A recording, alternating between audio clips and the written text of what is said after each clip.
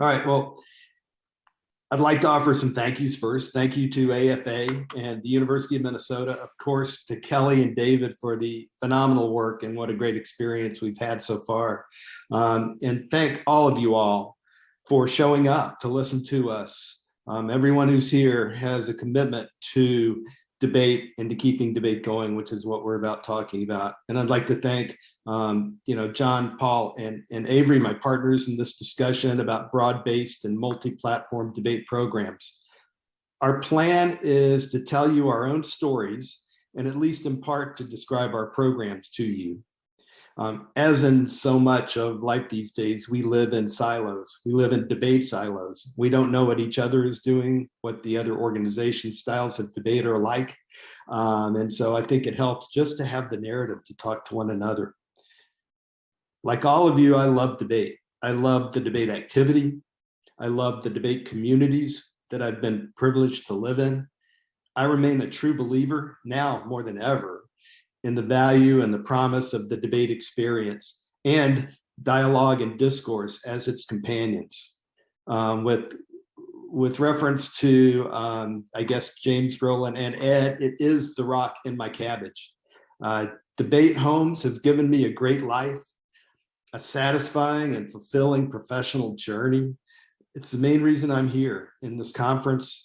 I want to see the profession of professional debate educator continue to grow in respect and grow in importance within the academy and our institutions. I joined my high school debate team 51 years ago and never looked back. That means I've been part of debate for more than half of the history of competitive academic tournament debate. So what I lack in competence or expertise, I have in experience and perspective, I hope. When I started in competitive debate, there was only one model, some sort of variation on the NDT style of debate. There were a wide range of practices from national circuit to local tournaments, but all had basically the same format, pretty much the same program organization. Your choice was either IE or debate, and the majority of programs offered both. I chose debate, and there is now, in the diverse world we live in, no one model that fits all of us. In fact, there are probably very few programs that are even similar to a second program. We're all different and we're all unique. Through most of my career as a coach and a director, I've been affiliated with policy debate. It was my first love. I'm not here to attack it. It remains an important part of the foundation of our program at the University of Miami. But at least for us, a program with a singular focus on only policy debate stopped being sustainable some time ago. I believe in the depth, the immersion, the intensity of instruction, the benefits of policy debate, but the demands of it make it inaccessible to many who could benefit from it. I've directed the program at University of Miami for 31 years. When I inherited the program in 1990, we were able to recruit some high school debaters. We had a limited scholarship budget. I could bring in a few graduate assistants at the master's level. It was a different kind of program than I have now. Back then, we were pretty competitive in CETA. And more importantly to my stakeholders, I had a community, a family of debate students, including the graduate students. We traveled a core of about 8 to 12 debaters. We had another 12 to 15 people getting some opportunities to participate, sometimes travel. So my team then in the early 90s was generally around 20 to 25 people, which was on the small side for our institutional expectations, but they were happy enough with it. And they considered the competitive success to be a value added by the program. We hosted public debates, of course. We hosted the British every time we could. The Irish came through our campus.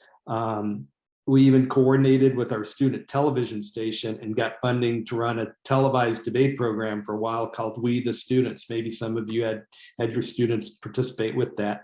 That gave us some visibility and a positive vibe on campus. So our stakeholders, primarily my dean and the provost, were happy. Then, as happens, the university administration changed. the new administration cared a lot more about US news rankings, and they shifted activity-based scholarships like debate into academic merit-based scholarships so they could raise themselves by metrics that were valued by US News. Debate's not one of them. So our recruiting shifted from high school debaters to students on campus. And frankly, that worked pretty well. I was always happy with that. We'd always had a significant novice program. When we became almost entirely novice, it was a pretty rewarding feeling. The learning curve for these students, as you know, is straight up. And still, the dean and the provost were happy. At some point, our comm school ended funding for master's students because we were trying to establish and grow our doctoral program. So they shifted the funding there to doctoral student assistants.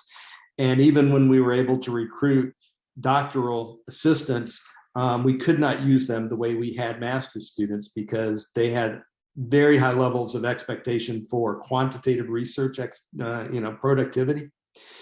And they were measured in restrictions on how much time they could dedicate to debate. So literally, if they went to one tournament during a semester, that was pretty much, they were done.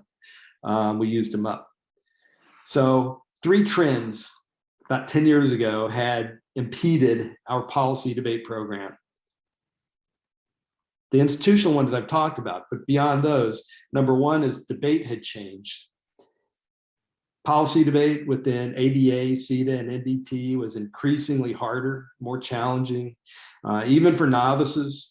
And the divisiveness of the critical split going on in the debate community presented new challenges. I'm not saying they weren't challenges worth navigating, but they were things that created discomfort and challenge for the debaters participating in tournaments. Entry barriers rose. The tournament experience gradually over time changed. It became more and more grueling, longer days, longer debates, less social, no tournament parties. Debates and debate days became too long and hard and just not fun. The students changed. I think this is probably the most notable thing. We always had attracted lots of students. We still do. Interest in debate in the beginning of the year when we have our club fair, and then when we try to recruit students from on campus, we get over 100 names. But more and more, debate for these students was only one of a number of activities and academic responsibilities for them. They liked debate, valued it, liked the companionship from the debate team, but they couldn't dedicate the number of weekends or amount of time that previous generations had. And institutional objectives changed. Value by my stakeholders was more likely to be metrics that did not include competitive activities. Things like service and visibility within the institution became more important. So we realized about 10 years ago, we could not retain students. We'd have members on the books that looked like we had about 20 students, but really we had about 5 active competing debate students. They were less willing to travel regularly or at all, and they didn't have the amount of time you needed to prepare for policy debate competition. Our stakeholders now were not happy. It wasn't working. So we explored what kind of options were out there. We looked to other debate communities and formats and organizations. We landed on a mix of policy debate, especially novice, British parliamentary debate, Spanish language debate, and civic debate. We traded our graduate assistants for one full-time faculty assistant coach, and so Patrick Waldinger replaced our previous arrangement of graduate assistants, and if you know him, he works intensely with the policy debaters and loves it, and it's because of his energy and his talent that we're able to overcome some of those other barriers about policy debate to continue our participation in policy. So this is what we've been doing for a while. BP is not perfect, but it has some advantages. The entry barrier is really low. You can walk into a meeting on Wednesday night and participate in a debate.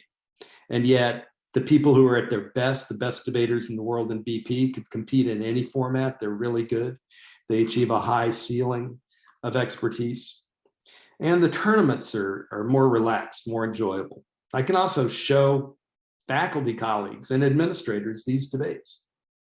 Civic debate, Paul's going to talk about at length, and it's wonderful. Gives us great opportunities to participate both in circuit style competitions like the social justice debates, Lafayette debates, the ACC debates, which are awesome.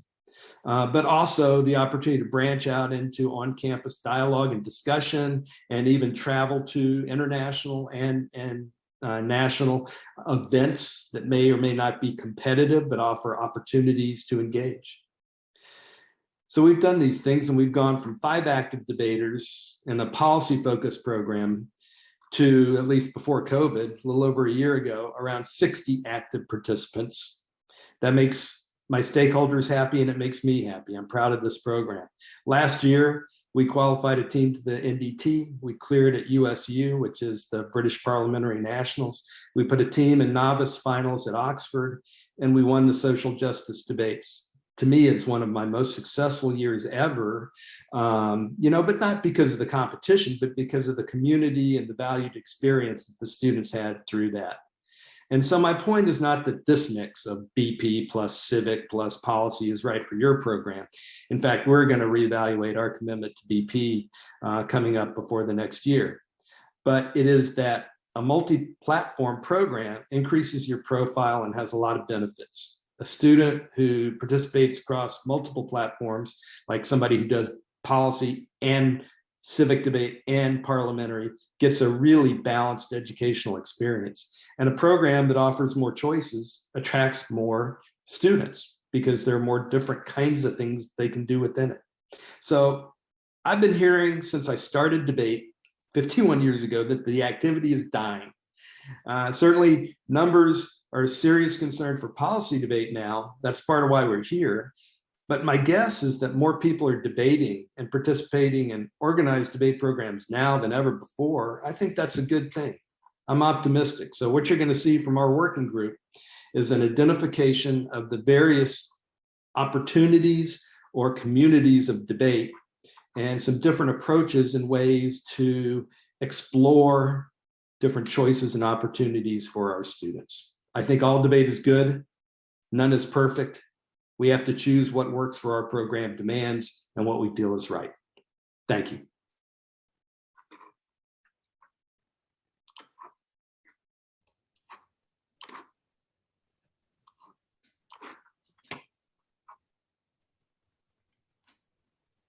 All right, I'm the next one to go. My name is Avery Henry, and my background is CETA NDT style debate. I did that since 1999 when I started debate, and I've never left.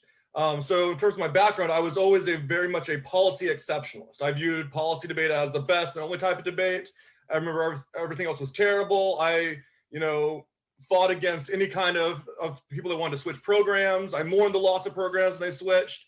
And then I finally got my first director's job. And that job was at Southeast Missouri State University. So that job, the person I was coming in for was a man named Larry Underberg, who was one of the founders of NITA style debate. And for those of you unfamiliar with that, when the CETA NDT merged, there was a group of CETA kind of outliers that kept and formed their own community, which became NEDA, National Educational Debate Association. And it very much kind of tried to uphold the former norms of CETA. There was 2 topics a year, a policy topic and then a value topic. And then they were also one of the first organizations to ever try to bring public forum, although they still call it crossfire, into college debate. So they offered that as well, which became very popular. And so during my time being exposed to having to do a very different type of format and having the administrative support, they wanted the NEDA program and they didn't want us to switch over. I kind of began digging my feet into different types of debate. And I can happily report that debate is thriving. I can't speak to all the numbers, but I know that in my experience of doing different types of debate, there were thousands of college debaters this past year alone that participated. Now, we wouldn't necessarily know that by looking at our own particular activity. And we also, don't necessarily capitalize on this popularity because we also often view debate as this internecine conflict in which we're fighting for resources or our program versus that program. And so we don't really view debate in totality, but debate in totality is thriving. And so when I got my job at Florida State, the goal was to become a policy program.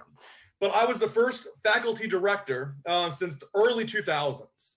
And so at my program before that, they were largely a student-run program. And so that meant that we were divided between a speech team and a debate team. And the speech team had solidly mobilized, whereas the debate team had almost nobody. So at the very first meeting I had, I have 30 speech students and 4 debaters. And the goal is we're supposed to split a $12,000 budget for an entire year. So we're trying to work on doing both programs. And as we're doing this, of the 4 debaters, 1 debater wasn't even enrolled at Florida State. They were just competing because their friend was at Florida State and they were student run and no one ever bothered to check. So one of the students is instantly no longer on the team. Then of the other one, we go to the first tournament. It's a small regional tournament. We drive 6 hours for this tournament. And there were only 6 teams total from 3 schools. There might be 4. I don't remember if the host school fielded a team or not, but we went there for 4 rounds. 6 hours both ways. And in the middle, after round 2, one of my debaters just quit and I don't like doing this, and just stopped debating in the middle of the tournament. So the other debater partner had to debate Maverick. So after we got home, we kind of had to reevaluate what is the goals of the program, how are we going to get debate to flourish. So the result is we kind of just realized, hey, there's a bunch of other kind of debates that are going on, in especially in our state and our regional area. And so we began kind of experimenting. And then so we did kind of 4 general genres of debate. So there's the civic genre, which is the ACC, the social justice, Lafayette debates, which are all distinct tournaments and of themselves. The ACC is basically our sports conference, provides a series of money and allows all the ACC schools to attend a single tournament. The social justice and Lafayette debates, I'm sure Paul will talk about later on. We also experimented with doing parley. So you have, British Parliamentary, MPDA, which is the National Parliamentary Debate Association, IPDA, which is really increasing in the area. And we're seeing that there's lots of different opportunities regionally to do different types of debate. One thing we're seeing with IPDA recently emerging is AFA speech or IE is also having a kind of trying to figure out what they want to do. They're dealing with numbers and trying to keep their programs. So regionally, what they're doing is they decided to combine speech and debate. So they're bringing IPDA and combining those with speech tournaments so that you have both debaters and individual events people. And so it allows them to have larger numbers, allows for programs that do both speech and debate to come together. And then next year, we're also looking to get involved in the public forum that's coming to college. And it seems to be very popular with students that have talked about it so far. And we've noticed that there's been a few kind of general benefits that we've gotten from doing this. The first is that, I think Dave kind of spoke to it, is we've noticed that there's a big changing demographic of students, right? When I was debating, I remember my most competitive, we were spending an average of about 50 hours a week working on debate. We gave our class schedules to our coach, and when we weren't in class, we were debating. My senior year, I always tell the story, my car got towed because I was traveling 6 weeks straight from, we leave Thursday, get back Tuesday. I had no idea my car was towed for over a month and a half because I was only there on Wednesdays to change clothes and then going back out because we were constantly on the road, constantly doing debate. And my current group of students at Florida State is the exact opposite. They're coming in as sophomore status. Most of them are graduating in 3 years, and they're only doing that because they want to stick around an extra semester for debate. Most of them can graduate in 2.5 if they want to. In terms of debate experience, they're coming in with maybe some public forum experience, but otherwise, most of them have no debate experience whatsoever. We don't have any kind of major scholarships, so these students have to have jobs. They have to work.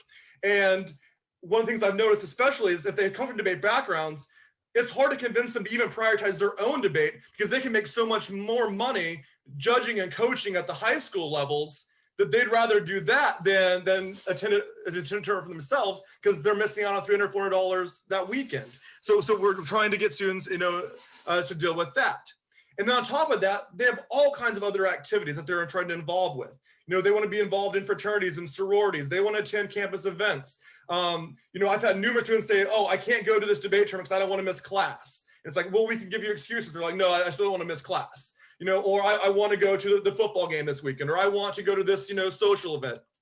And so trying to convince them to travel has become, a big obstacle. So we're trying to have a situation where students don't want to work 20 hours. I've had students say, I don't want to work 20 hours a week before a tournament, and I don't want to miss class on a Friday or Monday. And so by doing multiple formats, it allows us to reach these different and accommodate these different demographics. If you don't want to cut a bunch of cards, that's fine. As long as you can keep up with current events, you can do MPDA or IPDA. If you have a couple of weekends that you can spend doing research, but not the whole year, then there's things such as the ACC or the Social Justice or Lafayette, which have one topic for the entire time, but you have limited time to prepare for it. So it allows them to do that. And secondly, I'm noticing in terms of benefits is the level of kind of quality of life. And first is kind of like the idea of the TikTok effect, right? Which is that shorter seems to be a lot more popular. That these students really seem to be enjoying these 30, 45-minute round debates as opposed to 2.5 hours.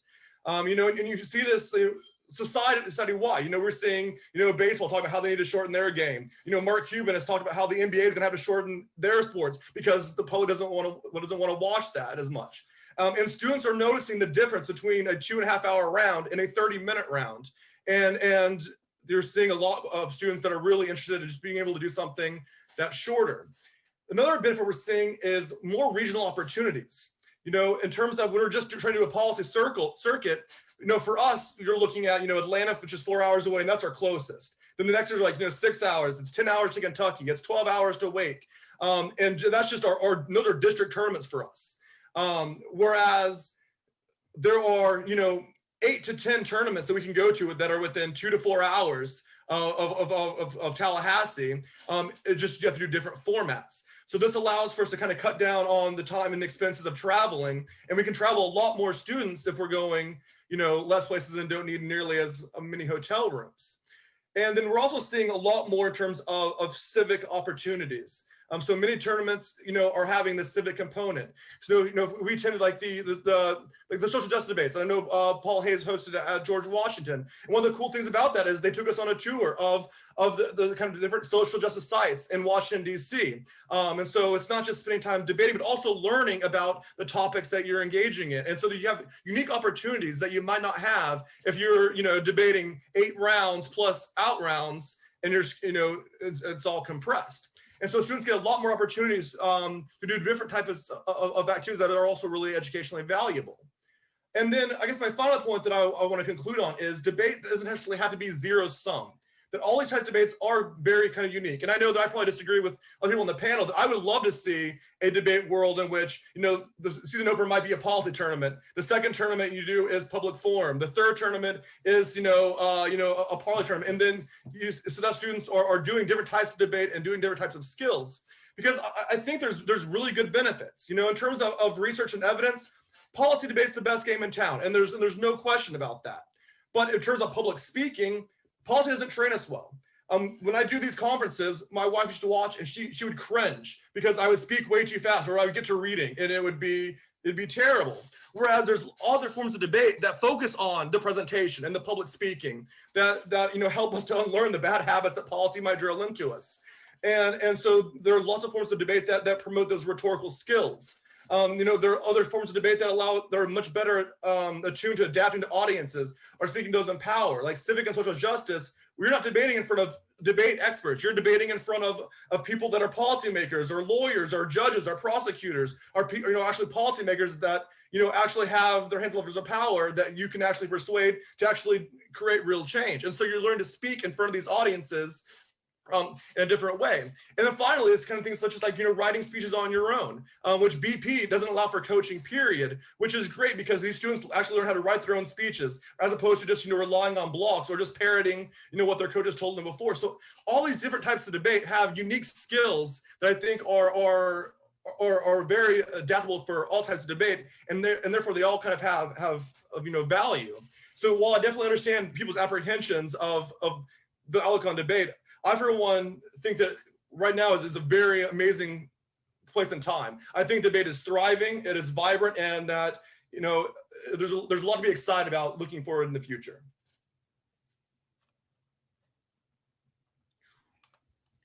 All right, I think I am next up. I think we're saving Paul for last, so I'll go ahead and go. For those of you who don't know me, my name is John Koch. I am the director of debate at Vanderbilt University, and just like everybody else, I'm going to tell my story and just end with what we've learned from becoming a multi-format program. So my background, like I think everybody else on this panel, is in ADA, CETA, NDT policy debate.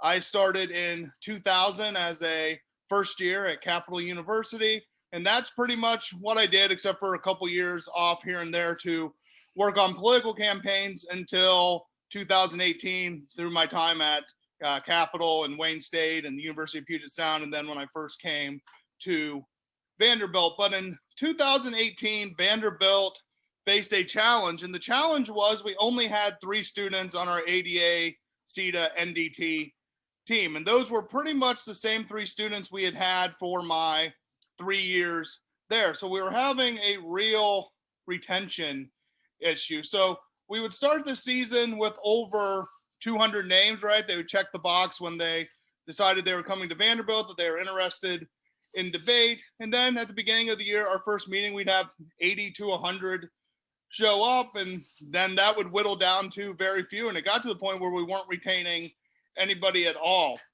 And we also noticed we especially had interest among international students, but we could not retain them when they kind of found out what policy debate was about. So we had begun conversations with our administration about scholarships and assistant coaches. And we made this request because we thought it was going to be necessary for both retention and success in policy debate. To us, the infrastructure necessary to be a successful policy program was going to require that we were able to recruit high school students with experience, and then also be able to retain senior members on the team who could produce evidence and help others learn debate as well outside of the coaching staff. And I think that was especially true for a program like ours that is committed to novice debate. So we also made it for kind of quality of life concerns. Our 3 students were getting burnt out. They were having to produce all the evidence. 2 of them were a critique performance team. And so we had one student who was doing all the topical work, and he was certainly getting burnt out because we were trying to get the novices that we had to help him, but they weren't up to speed, or they would very quickly drop out once they realized kind of the work commitment in terms of producing evidence.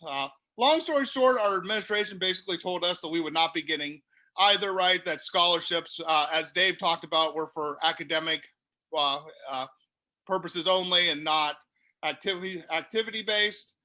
And so, and then another thing that we couldn't fix is that Vanderbilt's a 4-year institution. Vanderbilt is very expensive.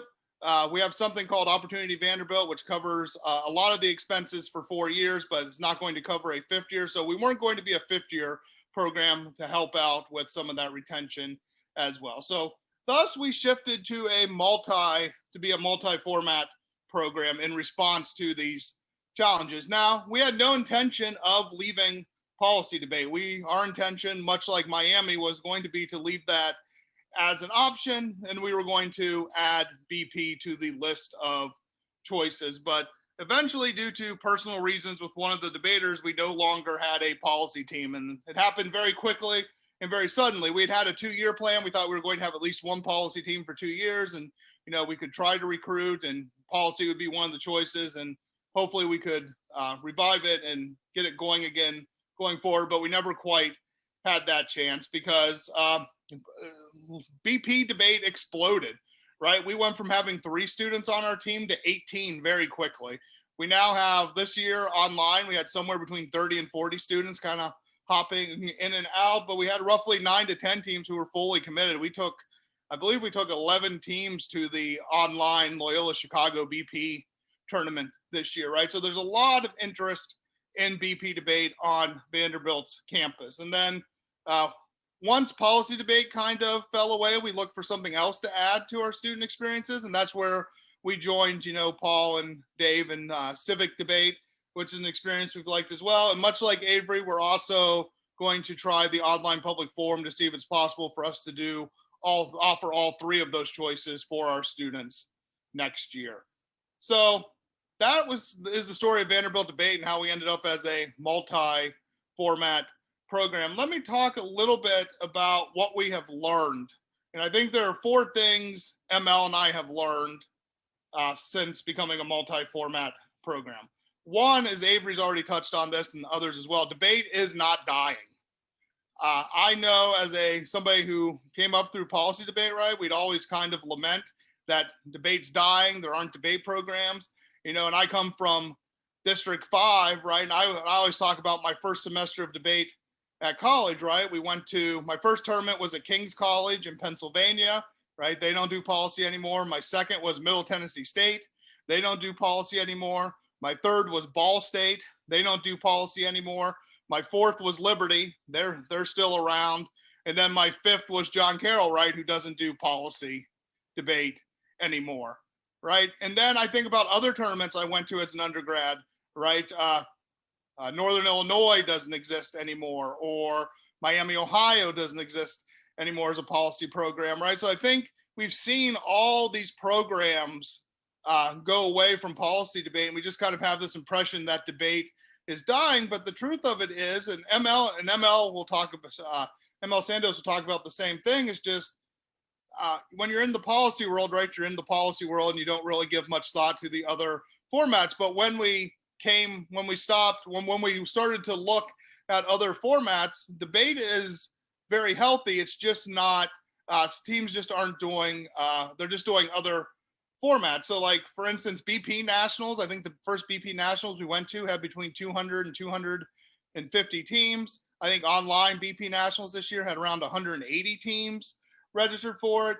Worlds is online this year. They reached their cap in the first round of registration, so their cap was 400 teams. So both nationally and internationally, BP debate was very popular. And Avery talked about IPDA, right? So there's a lot. So debate teams aren't dying, right? I think there's just more options for what debate teams are doing. I think the second thing we learned is administration, and what our administration values and does not value necessarily, right? Or at least values less. So when we decided that we were going to become a multi-format program, the first discussion we had was, well, how do we align ourselves with the mission of the university? And Vanderbilt, a decade ago, right, the mission of the university was to become a top tier national university. Right now we're like 15th in US News and World Report.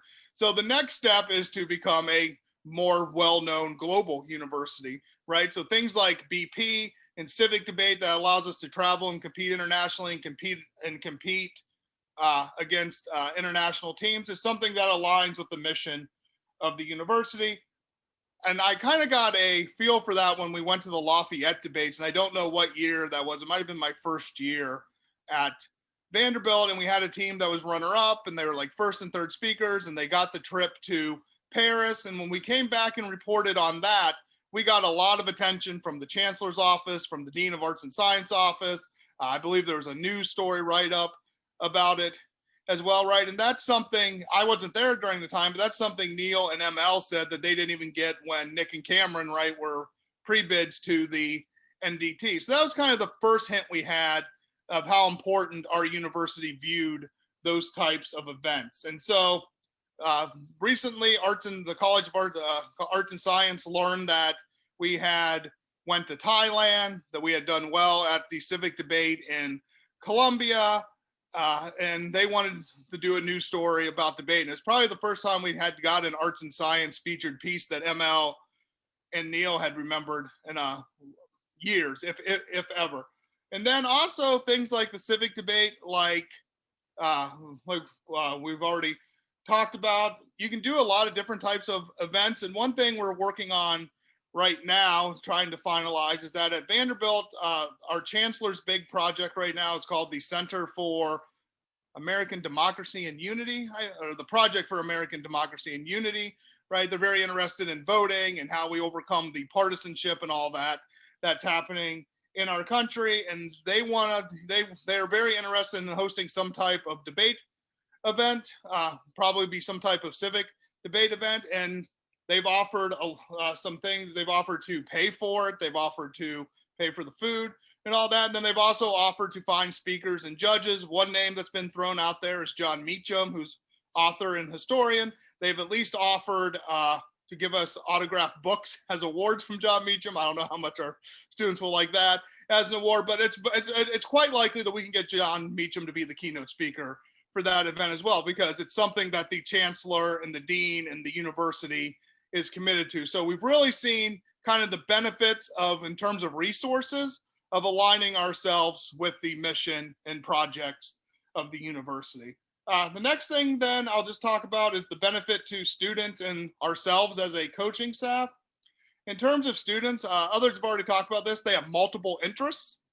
They like to be able to add debate, but they also don't want to give up things to do it. There's just not a lot of students who are going to put in 50 hours of work anymore. And I think that's especially true if there's not a scholarship or something behind it. At least that's been our experience at Vanderbilt. But also to Avery's point, I think he called this the TikTok generation or something like that. They like shorter things. And I'll just add to that, not only do they like shorter rounds, they like shorter weekends going to tournaments, right? So one thing we noticed at Vanderbilt, as Avery said, is they were not going to give up their weekends or miss classes to go to tournaments. So one of the benefits of BP and civic debate we found is a lot of times we can leave Friday afternoon and come back Monday morning. So they're only missing their Friday afternoon classes and their Monday morning classes, right? So they're only missing, one class on either end of Friday or Monday in order to attend these tournaments, instead of, having to leave on Thursday and come back late on Monday where they're missing 2 Friday and Monday classes.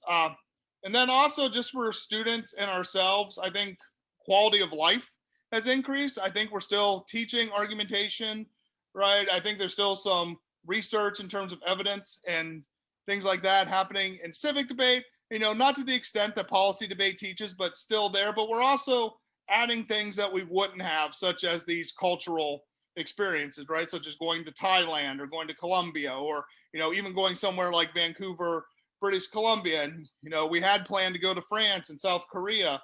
So these are things that, we wouldn't get solely through policy.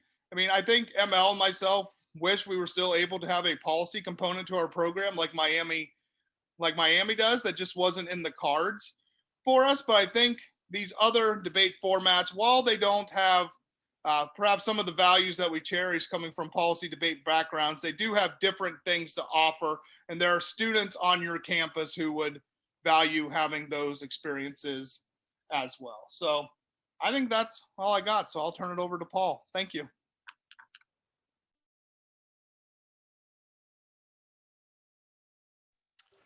Thanks, John. I was making notes through y'all's presentations, and there's so many threads there. I feel like I could respond to a lot of different things. I'm going to instead focus on one thing that I think is maybe important and hopefully is worth people hearing about or thinking about for a bit. We've heard a lot, not just today, but yesterday as well, about how do we create debate programs that are perceived by students and by administrations as adding the types of value that warrants the investments by students in the program and the investments by the administration in the program. And I think that is really incredibly important to think about it in a lot of different ways. You can add value to your university and for your students, or you can raise money for your program and support for your program in other ways. You may have high school profit centers, you may have alumni. A lot of those other ways, though, we don't necessarily all have in common. But I think what we all do have in common is universities with strategic missions and values and the ability to contribute to those missions so as to raise the profile of debate and hopefully to convince students and administrations to support us. I think most programs, particularly new programs, have to have some level of administrative support. I don't think the model of the high school profit, the centers, the alumni and whatnot, it can be counted on to sustain programs, and in particular to create new programs. I think that's a very challenging model. I think everything that I would say about how can a debate program add value to a university, Ed Lee already said yesterday and said it better than I would say it right now. So I just want to sort of engage one aspect of sort of Ed Lee's presentation from yesterday, which is, what if you hear that presentation and you're like, yeah, everything Ed is saying is correct. And we've known this for a while. You can look at what came out of the Wake Forest conference, the ideas, the suggestions. A lot of them were illustrated, I think, by a lot of what Ed did. If you listen to what the administrators panel told us yesterday, I think in many ways Ed's program illustrates what they were telling us about finding the values of the university, finding ways debate can contribute to those values in a way that raises our profile, that at least the perception of adding value, if not the perception of being essential. But I think that one thing that people might push back on Ed's model, and this is a perspective that I have, and maybe I think a lot of people have, and also I think a lot of people at potential new debate programs have at other schools, is I'm not Ed Lee, and I can't do what Ed Lee can do. I cannot maintain a competitive a competitive circuit debate program, and then also do all of these other things. And so the prescription is circuit debate plus all of this other stuff. That's how we add value, and the circuit debate feeds all of the other things. At GW, I'm a one-person shop, and I'm part-time for debate.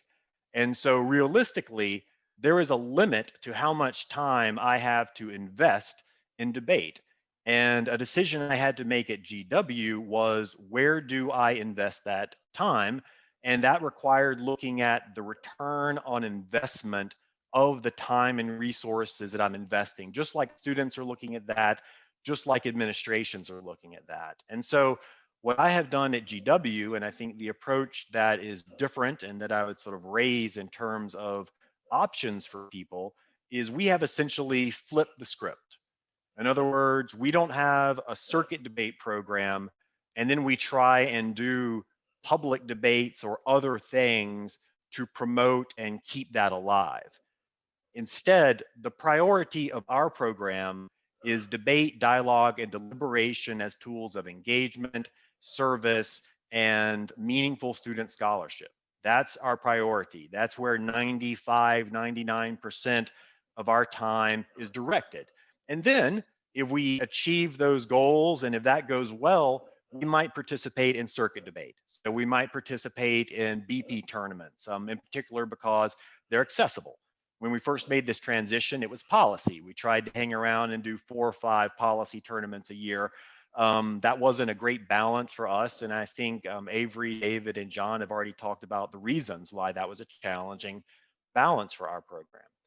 And so what we do right now is multi-format, in the sense that we're not a part of a circuit that chooses a single format, organizes a series of tournaments around that format, generally producing rankings over the course of the season, leading to a championship event. We participate in some events that I think if you showed up at, you would say this feels like a circuit tournament. The social justice debates are 2 or 3 tournaments on the same topic. Lafayette is 1 or 2 tournaments on the same topic, usually. Sometimes the social justice debates, if we have an opportunity, takes a different topic. There are also a lot of other things that we do. The Schumann Challenge, for example, is a completely different format. It's a present and defend format. Every student goes before groups of topic experts and stakeholders to present and defend from questioning from these stakeholders their ideas for transatlantic policy proposals, responding to a prompt from the EU delegation.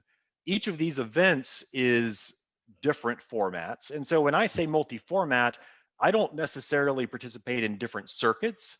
I participate in events that have different formats. And so for me, multi-format and multi-circuit and multi-debate community mean different things. as opposed to people who might say multi-circuit and they really mean multi-format. That's sort of our practice.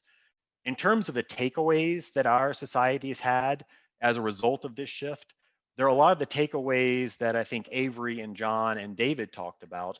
And I think a lot of the benefits that Ed and the administrative panel talked about the other day. Number one, we've seen our profile on campus shoot through the ceiling. We've seen our ability to recruit students dramatically increase, as well as to retain students. We've seen the diversity of the students that we recruit and that we retain dramatically increase as a result of all of this. And most importantly, we've been able to define and direct or develop programs that really meet my students' needs. I had a student when we were doing policy debate, I was trying to get her to do a practice speech. I was like, when can you do it? She was like, I don't have the time to do it. I was like, oh, don't tell me that. I remember college, you have 5 or 6 hours of doing nothing all day. She's like, let me show you my schedule. She opened up her schedule. It looked like the partner at a Wall Street firm. Every single hour had 3 or 4 different options and they were color coded. I was like, I looked at what she was doing. I was like, yeah, you know what? You should not be cutting politics cards tonight. You should go to that women in engineering meeting, and then you should go to your internship at the PTO. That's probably more important. And I realized, you know what a student like this needs is they need an opportunity that is accessible, an opportunity that produces a good return relative to their investment, and something that at the same time is fun, where they can feel like they're part of the competition and that it's all relatively fair for them to sort of create that debate magic where they're working and they're learning, but it doesn't feel like work because it's a fun competition. And I guess I would sort of leave on that note that, you know, I was in a working group the other day that was talking about assessment. Part of assessment, assessment, I guess we'll call it this. Assessment can be highly misleading if you're not also assessing the opportunity cost that we're asking students to bear for participation in debate. And the perspective that we've taken with what we call civic debate, which is really just a catch-all for anything, debate, dialogue, deliberation, emphasizing engagement, service, and scholarship that's not circuit debate. Civic debate's not a format, it's sort of a methodology, a series of practices. And it gives you the freedom to say, I'm going to be student-centered, I'm going to be administrative-centered, I'm going to focus on what I have the ability to actually do, and I'm going to build events that suit my resources, my administration, my students, and my opportunities. Because, one thing we've heard is that debate's growing, debate is fragmenting. There's pressure on budgets, there's increased competition, but at the same time, people seem to be very interested in debate. I think that's because we have something to offer. And I think it is sometimes a shame that some of our, I guess you could say, ground is being ceded away from the formats of debate that I think could deliver the best returns from students, simply because we're sort of leaving it up to happenstance as opposed to a mindful consideration of what is it that maximizes the values for our students and for our administrations, and focusing on that, not letting format or circuit or anything get in the way of delivering those returns. So I guess that's my response to the 3 of you, as well as to what we heard yesterday. And I think that's right in my 10-minute limit. So Dave, I'll hand it back to you for the wrap.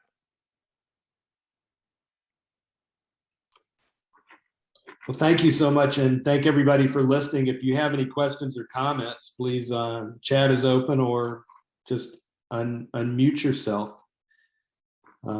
I think you could get from this, and I've had the privilege of attending the Civic Debate Conference several years, that there's a general enthusiasm among a group of people who are exploring new places to do debate, new ways to participate, new ways to weave our art, our ability, our pedagogy into the academy and into our institutions.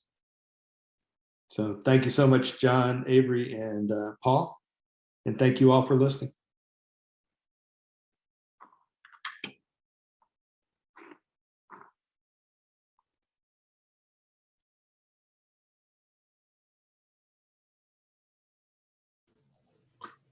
All right. Well, thank you all for sharing your perspectives with us. I guess we're kind of up against the late lunch, early lunch, mid lunch, depending on what part of the country that you're in break. Just as a reminder to the group organizers that we're going to be doing presentations, 20 minutes ish, plus or minus or so tomorrow afternoon on important takeaways or findings from your group. So that should be something that you should at least be considering as you're meeting with your folks this afternoon. But again, thanks Avery and Dave and John and Paul. I'll see many of you after lunch.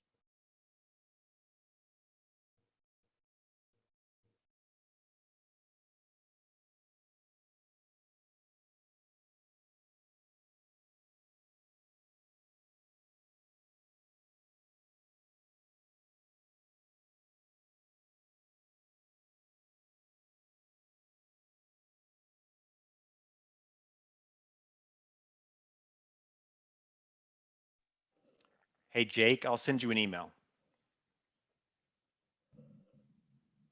Thanks, Paul. Yep. Sounds good.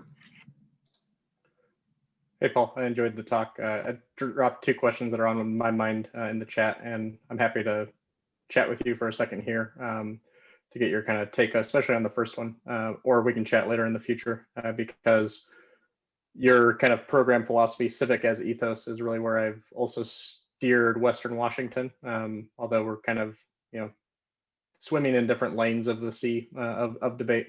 But I am curious how we can make the civic ethos, build the events that work for you and your campus better sync with the intercollegiate elements, because when we partner and collaborate across institution types, one of the best parts of the tournament model is it creates efficiencies where Western Washington can access the same resource spaces as George Washington, as Georgetown, as Harvard, et cetera. And so I'm just curious, you don't have to have an immediate answer right now, but that does seem like one of the challenges. Civic ethos is good across like-minded institutions, but how do we share that benefit more widely? Yeah, I'd be happy to chat right now. I'm not going anywhere for 30 minutes to take my daughter to gymnastics in a bit. Would you like to chat now, or is this something we want to follow up on? I got 10 minutes right now to just kind of hear your initial thoughts.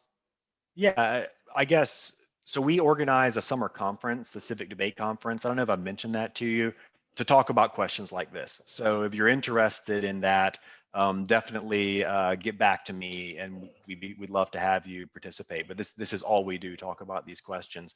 I think what you're saying is completely correct, right? There are efficiencies of traditional intercollegiate circuit debate practice, efficiencies of repetition, efficiencies of scale.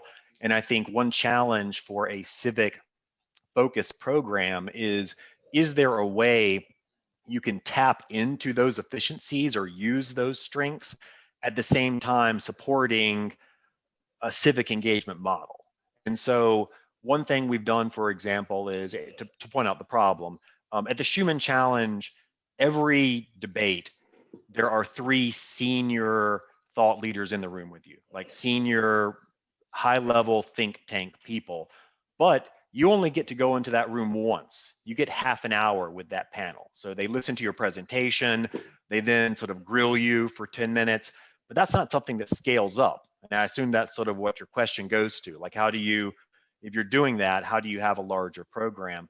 What we try to do, and this is, I think, the role the social justice debates and the Lafayette debates play, is we create tournaments that are 1 or 2 tournaments in a series each semester, and that hopefully reap a lot of the efficiencies of scale and repetition that you see in traditional debate practice.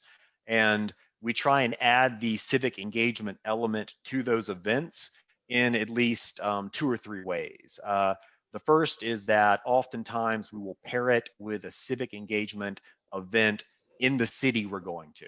So for example, we had the social justice debates in DC 2 years ago. It was a reparations topic. Avery mentioned we started with a walking tour of U Street, the Black Broadway era, and a talk about economic empowerment and why that fell apart before we showed up and started doing the debates. That's something that Loyola did too at the St. Ignatius Dialogues, which was on issues of homelessness. That morning, everyone went to the LA Mission. We did a site visit. Everyone did a half day of service at the LA Mission before we went in and sort of did the more debate tournament looking piece, which enabled all these students to get 4 or 5 debate rounds in front of debate coaches. And then finally, on the back end, we added a civic engagement piece there. And that is, for example, at Lafayette or at Social Justice National Championship, from quarters on, all of the judges are stakeholders. And we expect all of the students to show up for finals, for that final engagement. So what we try to do is build events that take advantage of those efficiencies, but at the same time build in civic engagement elements. The idea being that gives students repetitions, helps them with skills development, but ultimately our crown jewel programs are not those programs. Those are the programs I view more as like foundational training programs that get students ready to put them in front of something like, most recently we did the UN's Generational Equality Forum. So I had 4 students go in and do this sort of public deliberation debate thing. The tournaments train them for that, but at the end of the day, our ultimate goal are those direct engagements that sort of get away from the competitive model, but instead port competitive model skills to other opportunities. That's a rambling answer. Does that sort of get to what you're asking No, about? I, I think that does get there, because one of the most attractive parts of a civic model is not only the spotlighting effects and the ability for extremely high achieving students to truly sort of like make connections and pathways into arenas that they see as hyper relevant for their career interests, or whatever direction they're going in. And it's those those marquee crown jewel events can really especially cater to the administrative side in terms of seeing just like what debate is as a its footprint on your campus. And the thing that I'm simultaneously concerned about, but also wanting to make sure we don't ignore, is the debate pedagogy part. Teaching the skills of argumentation, argument construction, research, et cetera, to students who don't feel they already possess those skills, do need considerable development of those skills, et cetera. Obviously, I'm of the opinion, and I think we both share this premise, that the traditional competitive model pursues those in an unrealistic way, and oftentimes at a level of input that just flat out doesn't work, and is in many ways a threat to programs. And I'm trying to find the best way to not ignore the developmental piece for student populations who don't have the skills either in terms of what they perceive, or in some cases just really need to work on that skill development. Yeah, I think that's the challenge everyone's sort of grappling with. That's why we're seeing debate fragmenting, because people aren't satisfied with the current answers. And, I think one answer is simply to do much, much easier debate formats, like easier in terms of the work required, accessibility. Yeah. That's valuable. But there's also a downside to that in terms of the return on investment. Like, you spend money to send students to these tournaments. What are they learning if they haven't spent considerable time preparing for them? And that's sort of what I meant when I said I worry that some of the best debate educators out there are essentially ceding ground to a lot of formats that aren't as good as what they could do if they were interested in pursuing them. 100% there. And the other thing, I'm sure that this is on your radar as well. When you use established circuit as your training ground, you also are signing up for the liabilities and externalities of that circuit. Its worst distorting effects get woven into your curriculum. And so while you may see people in the judging pool where you're like, I very much hope I get feedback from that judge for the student, there's 3/4 of the judging pool as well where you're just like, I'm not sure what advice they'll have that will be useful, or perhaps counterproductive in some cases. That I think is one of the problems of kind of like the track in, track out of established circuit models, is you have to deal with their culture. And in some cases, their culture could be antithetical to what you're trying to accomplish. Yeah, I mean, time is finite, and the more time you spend teaching circuit norms and how to adapt to a particular approach that they may not experience the rest of their lives, the more issues with return on investment get raised, I think. Yeah, totally. Is your conference online this year or this summer? Yeah, so the Civic Debate Conference, we're going to have a late June meeting where we talk about scheduling, and then we'll have our in-person conference in DC, actually, August 5th or 6th, I believe. Cool. What's your email, Paul? gwdebate.hayes@gmail.com.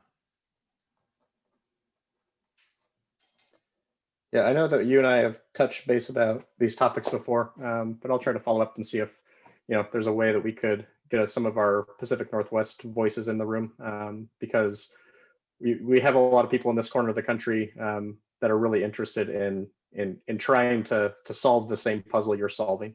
So hopefully we can move in the same direction, or Yeah. find spaces where what we're doing can strategically enhance each other's work. I hope so. I mean, all this fragmentation we're seeing, it also means we're seeing a lot of experimentation. And so Yeah. I think we're going to see people who really come up with some good ideas. And, I think some stuff will rise and some stuff will fall. And hopefully the marketplace of ideas, if that's what you want to call it, will produce good outcomes. We'll see who wins the debate, I guess. I'm interested to see which direction it goes. Oh, by the way, Yeah. I thought Well, your ironically, Generation Z document about student needs was really good. Like that's really yeah. a succinct statement of debate needs to look at these changes. Student needs are different than they were in the 90s when I was a student.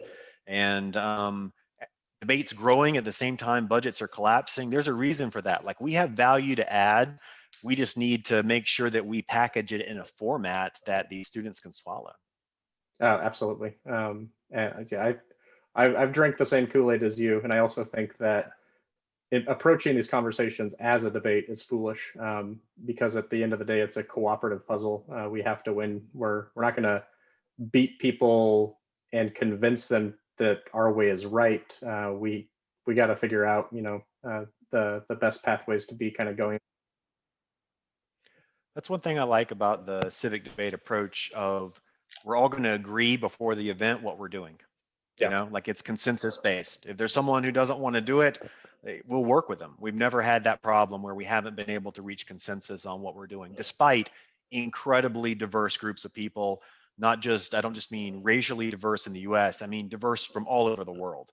We've never been unable to reach consensus on an approach. And I love showing up at tournaments and feeling like we're all on the same page, and that's really putting our students first.